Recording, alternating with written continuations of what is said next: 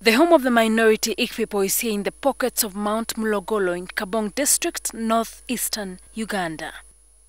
The Ik were pushed to these mountains following a bitter land wrangle in present-day Kidepo Valley National Park with the majority Karamojong people. The Ik land was therefore left without boundaries. The Ik community shares a porous border with Kenya and South Sudan. What is now working as demarcations are these hills. This unclear boundary is a source of trouble for the minority settler community. This is Timo Parish in Ik County and it borders Kenya. But we are told about 7 kilometers from where we are driving, there is a camp that has been set up by the Turkanas. So those people have taken advantage of our government is just reluctant to demarcate our border. So the issue of boundary is very serious. They should flush those people out.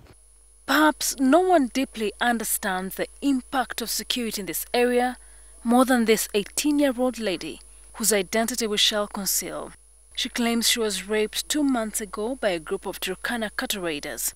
Speaking through an interpreter, she tells me that the rustlers grabbed her at 7 p.m. as she returned home. After that rape, they came to the school where they were looking for the dry gin. They refused to open for her. The other boys who slept inside there because they feared of.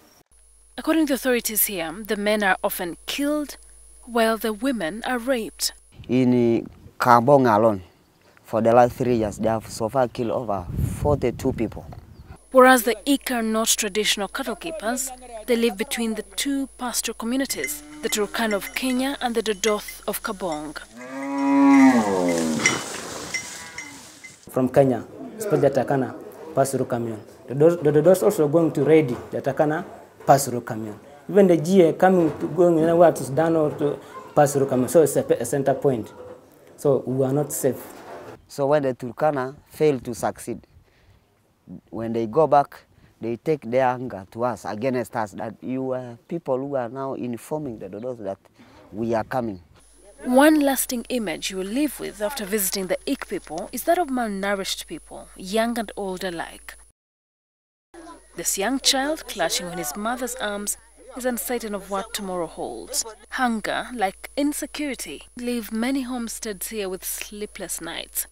Because of the starvation, governments through NAD supplied cows as a source of capital and solution to the challenges of starving children. And yet, residents have instead resorted to selling them. We need to find another strategy on the wealth creation.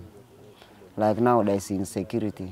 The government may keep on giving us cows and they will continue proceeding to Kenya. So that's how we consider maybe supply of cows was also maybe not something to start with. I wish I was given. We were given something like something to support agriculture, like the tractors.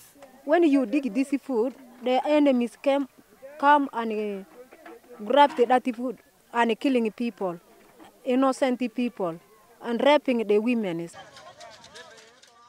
Contrary to popular perception that land in Karamoja sub-region, where the Ik live, is barren, their land is fertile, and there are sprawling gardens here. We met this group of people digging. The Ik are a close-knit community. According to the landowner Juliana Mong, those who dig are paid about 2,000 shillings, or sometimes local brew known as kwete. But more importantly, they dig together because they are protecting each other from potential enemies. Nobody moving from this area alone, or 2 or 3. People, they are moving in a group. People are not free. People don't go to the garden very early in the morning and come back late. As a safety precaution, the cows from different homesteads are put in one kraal per parish under the watchful eye of 5 local defense unit or LDU officers. The army has deployed here a battalion of UPDF soldiers to check cross-border insecurity. Due to the rugged terrain and poor phone connectivity, the soldiers have no means of communicating with each other. This often renders them defenseless and uncoordinated.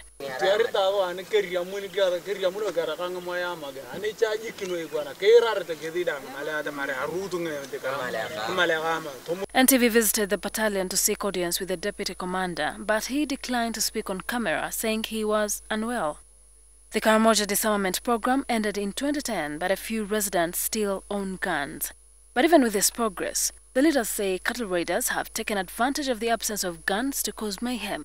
The Ik people may be living in uncertainty and fear, but they are aware that there is either existence with their neighbors or no existence.